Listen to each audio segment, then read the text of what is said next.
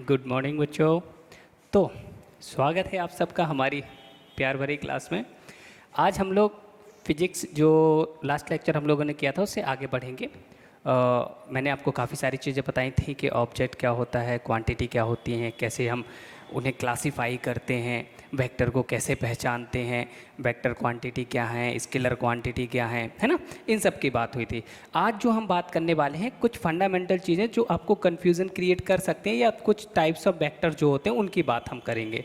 जैसे अगर मैं आपसे बोल दूं कि भाई वेक्टर के बीच का एंगल क्या होगा, ठीक है, एंगल अगर मैं आपसे बोलूं कि एंगल बिटवीन द वेक्टर्स, अगर दो वेक्टर आपको दे दिए तो इन वेक्टर के बीच का एंगल क्या होगा। ठीक है, एक वेक्टर मैंने ये लिख दिया, लीजिए वेक्टर ए, और एक वेक्टर मैंने ये बना दिया, ये लीजिए वेक्टर बी।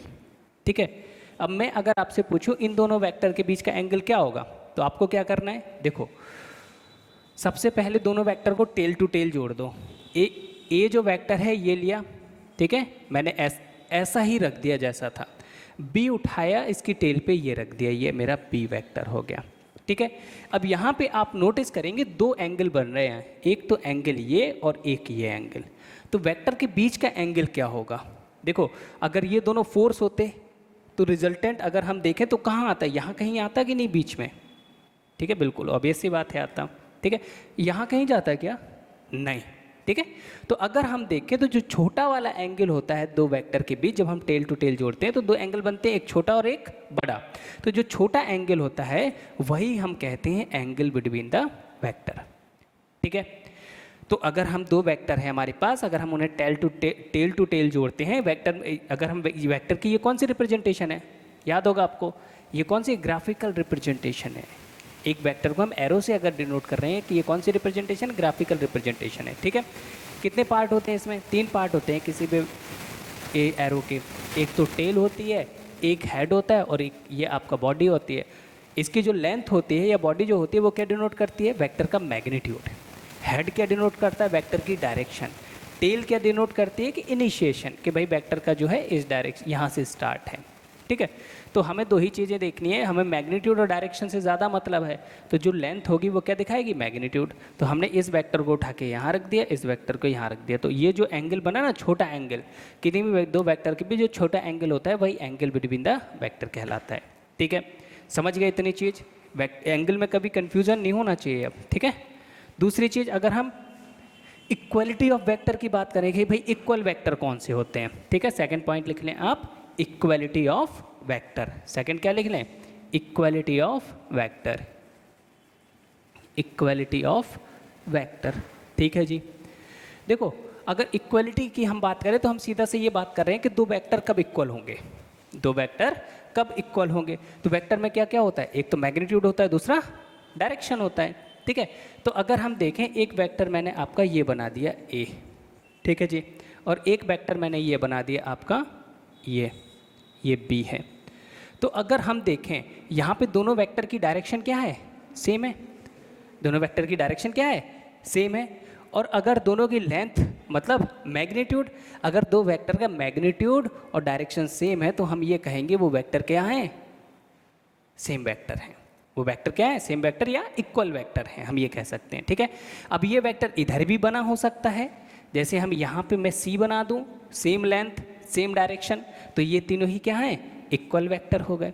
कहीं भी बना सकता हूँ मैं उठा के, लो जी इधर बना दिया, तब भी इसके जैसा ही लेंथ भी उतनी, डायरेक्शन भी उतनी, तो ये सब क्या है, इक्वल वेक्टर हैं। तो इक्वल वेक्टर है तो क्या क्या सेम होना चाहिए, पहली चीज़ तो ए का मैग्नीट्यूड बी के मैग्नीट्यूड के बराबर होना चाहिए।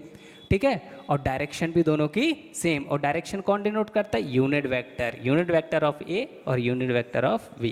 तो ये मैग्नीट्यूड सेम हो गया और ये डायरेक्शन, मतलब दो वेक्टर अगर इक्वल है तो ये कंडीशन फुलफिल होना अति आवश्यक है, बहुत ज़्यादा ज़रूरी है। ठीक है, तीसरी चीज़ अगर हम निगेटिव ऑफ वेक्टर की बात करें, इतना तो हो गया ना क्लियर। ठीक है, वही कहीं भी रख दो, डायरेक्शन और मैग्नीट्यूड सेम होना चाहिए तो वेक्टर कैसे होंगे, इक्वल होंगे। तीसरा पॉइंट अगर हम देखें तो तीसरा पॉइंट है हमारे पास क्या है, निगेटिव ऑफ वेक्टर। ठीक है, तीसरा पॉइंट जो है आपका वो क्या है, निगेटिव ऑफ वेक्टर। ठीक है, तो अगर निगेटिव ऑफ वेक्टर की बात करें तो मैग्नीट्यूड सेम होना चाहिए, मतलब जितनी लेंथ इसकी उतनी ही लेंथ इसकी भी होनी चाहिए। ठीक है, लेकिन डायरेक्शन जो होनी चाहिए वो क्या होनी चाहिए, अपोजिट। डायरेक्शन क्या होनी चाहिए, अपोजिट। अब ये दोनों वेक्टर क्या हो गए, ये ए और बी दोनों ही क्या हो गए, a negative of b and b negative of a. ये एक दूसरे के अपोजिट हैं, मैग्नीट्यूड सेम है दोनों का, लेकिन डायरेक्शन अपोजिट है। तो यहाँ पे कौन सी कंडीशन चेंज हो जाएगी, अगर हम देखें यहाँ पे क्या, मैग्नीट्यूड तो सेम है, कोई दिक्कत नहीं, लेकिन डायरेक्शन क्या है, एक की डायरेक्शन अपोजिट, तो नेगेटिव लगा दें, नेगेटिव ऑफ, ठीक है। तो यहाँ पे क्या, ये दोनों कंडीशन फुलफिल होनी चाहिए आपकी। पहला क्या होगा, मैग्नीट्यूड सेम होगा, और दूसरा क्या होगा, जो आपकी डायरेक्शन होगी वो एक दूसरे के अपोजिट होगी। तो इस तरह के अगर कोई दो वेक्टर आपको दिख जाते हैं तो हम क्या कहेंगे, एक वेक्टर दूसरे वेक्टर के नेगेटिव है, क्या के अपोजिट है, ठीक है, अपोजिट ऑफ वेक्टर हो गया आपका ये, या नेगेटिव ऑफ वेक्टर, जैसे भी आप बोलना चाहें बोल सकते हैं। क्लियर, अपोजिट तो कोई भी हो सकता है, ये भाई मैग्नीट्यूड चेंज, नेगेटिव का सीधा सा मतलब क्या है, मैग्नीट्यूड सेम और direction opposite, negative of vector, ठीक है। चलिए तीसरा पॉइंट अगर हम देखते हैं, दोनों ही चीज़ें क्लियर हो गई आपको, तीनों चीज़ें। तीसरा पॉइंट अगर हम देखें तो हमारा क्या होता है, कोलिनियर वेक्टर। तीसरा पॉइंट क्या है हमारा, कोलिनियर वेक्टर, कोलिनियर वेक्टर, ठीक है। तो अगर हम कोलिनियर वेक्टर की बात करें तो कोलिनियर वेक्टर क्या होंगे, देखो कोलिनियर वेक्टर सिंपल सी बात है कि जैसे कि एक वेक्टर आपका ये बना हुआ है, ठीक है, दूसरा वेक्टर क्या करूं मैं, इसके पैरेलल बना दूं, इसके क्या बना दूं, पैरेलल बना दूं, कि भाई एक तो मैंने ये बना दिया, ये ए है और ये क्या है, बी है, ठीक है, या फिर मैं इसके अपोजिट बना दूं, ये सी। पैरेलल होना चाहिए, नेगेटिव भी हो सकता है और उसी डायरेक्शन में भी हो सकता है, ठीक है ना। तो ये सब वेक्टर क्या हैं, एक दूसरे के कोलिनियर वेक्टर हैं। समझ में आ रहा है कि नहीं, मैग्नीट्यूड डिफरेंट हो सकता है, डायरेक्शन अपोजिट या उसी डायरेक्शन में भी हो सकती है, ठीक है। तो ये हमारे क्या हो जाएंगे, कोलिनियर वेक्टर। कहीं भी बना सकते हैं इसको, आप इस यहाँ भी बना सकते हैं, कहीं भी रख सकते हैं उठा के, पर डायरेक्शन चेंज ना हो, डायरेक्शन या तो उसी डायरेक्शन में हो या उसके अपोजिट हो। तो इस तरह के जो भी आपके वेक्टर होते हैं ये हमारे क्या कहलाते हैं, कोलिनियर वेक्टर कहलाते हैं, ठीक है। या फिर हम ये कहते हैं जब एक वेक्टर को दूसरे वेक्टर के फॉर्म में लिखा जा सके, जैसे कि अगर हम ए को लिखें, ए को हम क्या लिख दें, लैम्डा इंटू बी। ए क्या है, बी का लैम्डा टाइम्स है, ऑब्वियस सी बात है, एक अगर F is equal to A is equal to 5 newton है, ठीक है, 5 न्यूटन, ठीक है, तो बी हम क्या लिख दें, 10 न्यूटन। समझ में आ रहा है कि नहीं। तो ये क्या है, कोलिनियर है, इनकी इसकी डायरेक्शन भी ईस्ट है और इसकी डायरेक्शन भी ईस्ट है, तो ये क्या है, कोलिनियर वेक्टर हैं आपके, ठीक है। कैसे लिखा, देखो ए क्या है, 5 न्यूटन है, तो मैं इसे क्या लिख सकता हूँ, 2 into 5 Newton in the east. समझ में आ रही है कि नहीं। तो ये लैम्डा की वैल्यू हो गई, ये ए की वैल्यू, और बी इज इक्वल टू लिख पा रहे हो आप, ठीक है। अगर इसकी बात करें, कहोगे सर ये तो नेगेटिव हो गया, अरे भैया तो ये जो लैम्डा की वैल्यू है वो नेगेटिव में ले लो, ठीक है ना। तो इस तरह के अगर आपको, जैसे कि एक एग्जाम्पल ले लेते हैं हम इसके लिए, एक तो एक एग्जाम्पल आपका ये हो गया, एक नेगेटिव के लिए और देख लेते हैं कि अगर हम सी को हम लिख सकते हैं लैम्डा ए, और लैम्डा की वैल्यू क्या लिख दूं मैं, लैम्डा की वैल्यू यहाँ पे -2 ले ली मैंने, ठीक है। तो vector C is equal to क्या हो जाएगा, -10 न्यूटन, 5 न्यूटन, तो 5 तो था ही, ये कितना था, 5 था, अब 2 से मल्टीप्लाई हो गया 10 न्यूटन, और डायरेक्शन क्या हो जाएगी, ईस्ट। अब देखो नेगेटिव ऑफ ईस्ट आ रहा है, ईस्ट के अपोजिट, तो या तो हम नेगेटिव लेके ईस्ट लिख दें या फिर हम सीधे क्या लिख दें, वेस्ट लिख दें, तो अपोजिट हो जाएगा, ठीक है। तो इस तरह के जो वेक्टर जिनकी डायरेक्शन या तो सेम होती है या फिर अपोजिट होती है, बट एक दूसरे के पैरेलल होना चाहिए, तो इस तरह के जो वेक्टर होते हैं उन्हें हम क्या बोल देते हैं, कोलिनियर वेक्टर बोल देते हैं। इतना सब क्लियर हो गया होगा, आई होप आप सबको, है ना। चलिए आगे बढ़ते हैं। नेक्स्ट है आपका कोप्लेनर वेक्टर। ये तो बहुत अच्छी चीज़ है, काफ़ी सारे कोप्लेनर वेक्टर आपको मिलेंगे, मोस्ट ऑफ द केस में कोप्लेनर ही मिलेंगे। कोप्लेनर वेक्टर वो सारे वेक्टर जो एक ही प्लेन में हैं, जैसे जितने भी अब तक मैंने वेक्टर बनाए सब इसी बोर्ड में बनाए, कोई ऐसा तो नहीं बाहर बना दिया ऐसे निकलते हुए, या फिर तुम्हारी तरफ आ रहा है ये, नहीं ना, सारे के सारे कहाँ थे, इसी प्लेन में थे, तो सारे के सारे वेक्टर इसी प्लेन में लाई कर रहे थे, तो वो सारे वेक्टर क्या हो गए, कोलिनियर। डायरेक्शन कैसे भी हो सकती है, एक वेक्टर मैंने ये बना दिया, एक वेक्टर ये बना दिया, एक वेक्टर ये बना दिया, एक इधर बना दिया, तो ये सब के सब क्या हैं, बोर्ड के प्लेन में ही तो हैं। तो ये सारे के सारे वेक्टर क्या कहलाएंगे, को प्लेनर वेक्टर। तो आप लिख लेना नेक्स्ट आपका क्या है, को प्लेनर वेक्टर, याद रखना ये चीज़, ठीक है। तो एक ही प्लेन में लाई करने वाले सारे के सारे वेक्टर आपके क्या कहलाते हैं, कोप्लेनर वेक्टर कहलाते हैं। तो vector A B C D ये सब क्या है, कोप्लेनर वेक्टर हैं, ठीक है। अब ये ऐसे भी हो सकते हैं भाई, यहाँ से ये भी कोप्लेनर ही हैं, ये भी सब कोप्लेनर ही हैं, ठीक है।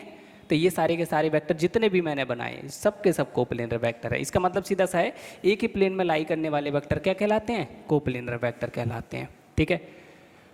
अब अगर हम देखें और भी बात चली है तो थोड़ा हो ही जाए ढंग से, को इनिशियल वेक्टर, ठीक है। तो को इनिशियल वेक्टर, को इनिशियल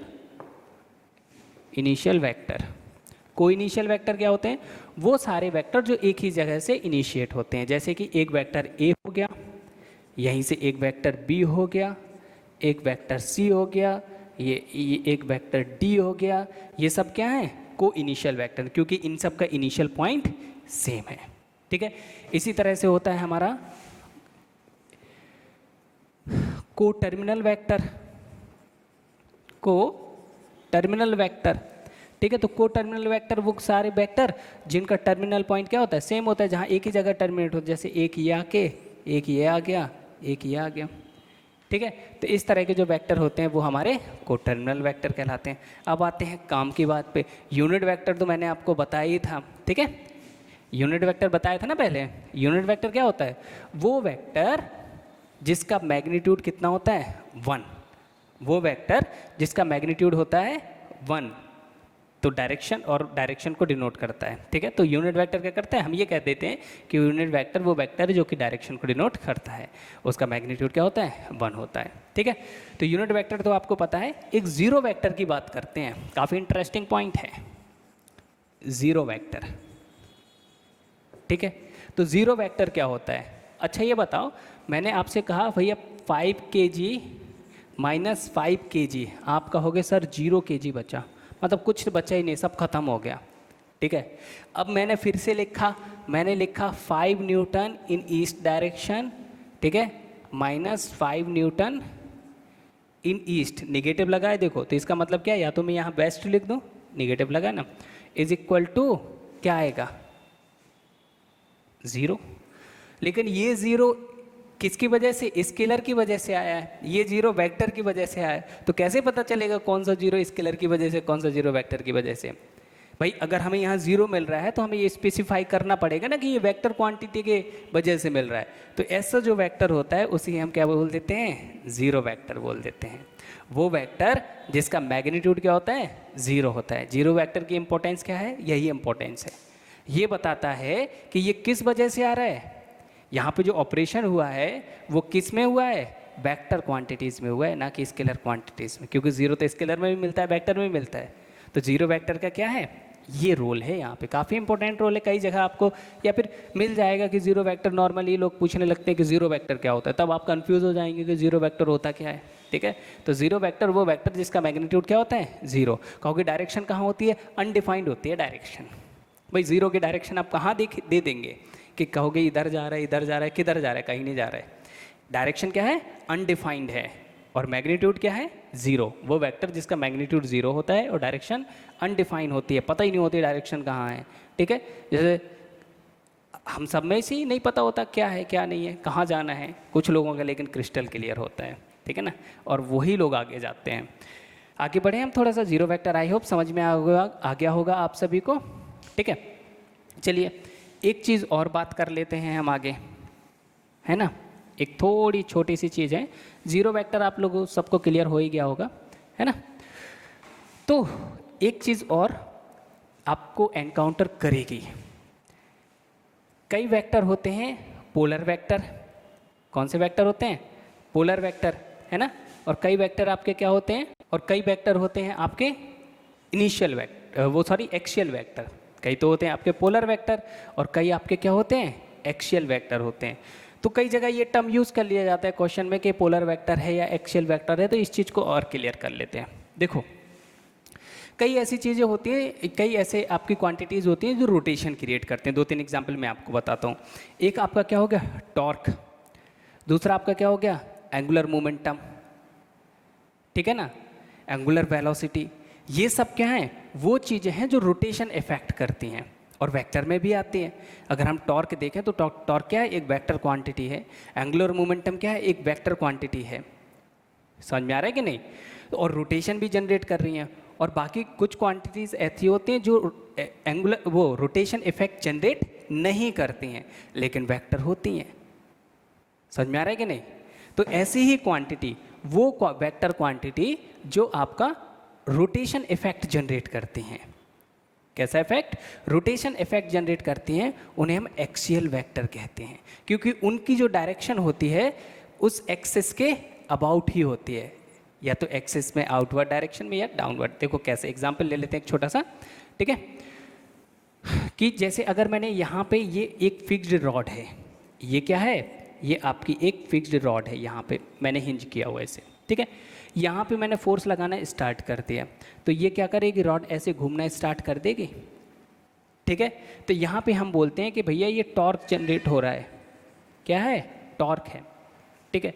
या फिर मैं यहाँ पे वही फोर्स लगा दिया तो ये क्या, इस डायरेक्शन में ऐसे रोटेशनल मोशन घूमना स्टार्ट कर देगा, रोटेट करना स्टार्ट कर देगा इस पॉइंट के अबाउट, ठीक है। अब यहाँ पे हमसे पूछेगा कि अब जो टॉर्क जनरेट हो रहा है, टॉर्क अभी आप लोगों ने पढ़ा नहीं, आगे पढ़ेंगे हम लोग, और टॉर्क इज इक्वल टू, बता देता हूँ मैं लेकिन क्या होता है, टॉर्क इज इक्वल टू होता है R क्रॉस F। मतलब यहाँ से जो डिस्टेंस है ये आपकी R है, ठीक है, और इसकी डायरेक्शन क्या होगी, इसकी डायरेक्शन ये R है, और फोर्स यहाँ लग ही रहा है, ये फोर्स, ठीक है। तो ये आपका क्या हो गया, F हो गया। तो इन दोनों का प्रोडक्ट ही आपका क्या कहलाता है, टॉर्क कहलाता है, ठीक है। तो ये क्या कर रहा है, रोटेशन इफेक्ट जनरेट कर रहा है। अब इसकी जो डायरेक्शन में निकालेंगे, मैं डायरेक्शन का भी आपको फॉर्मूला बताऊंगा कि इस तरह की अगर क्वांटिटी आ गई तो डायरेक्शन हम कैसे निकालते हैं। अभी देख लेते हैं थोड़ा सा, राइट हैंड थंब रूल से निकालते हैं। जैसे कि R ये है तो R की डायरेक्शन में फिंगर रखी और जिस डायरेक्शन में फोर्स लग रहा है ऐसे घुमा दिया, तो यहाँ पे टॉर्क कहाँ आ रहा है, थंब जो होगा वो दिखाएगा डायरेक्शन, तो अंदर की तरफ आ रहा है।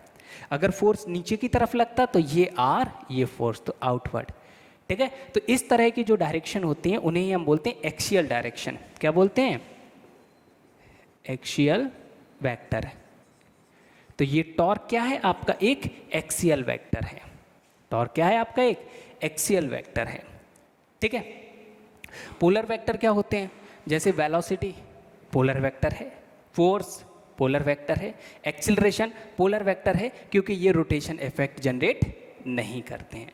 तो जो रोटेशन इफेक्ट जनरेट नहीं करते हैं वेक्टर क्वांटिटीज, उन्हें क्या बोल देते हैं हम, पोलर वेक्टर बोल देते हैं, और जो रोटेशन इफेक्ट जनरेट करते हैं उन्हें हम क्या बोल देते हैं, एक्सियल वेक्टर बोल देते हैं, बिल्कुल, है ना।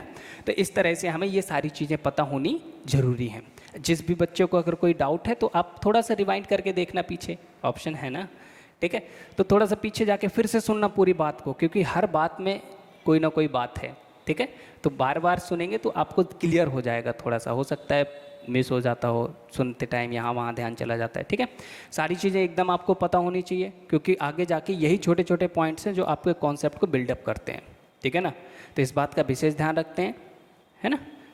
चलिए मिलते हैं फिर आगे नेक्स्ट वीडियो में, आपके लिए एक नया कॉन्सेप्ट इसी रेंज में, मतलब एकदम सीक्वेंस में चलेंगी सारी चीज़ें, आपको कोई दिक्कत होगी नहीं। Okay, bye bye, take care.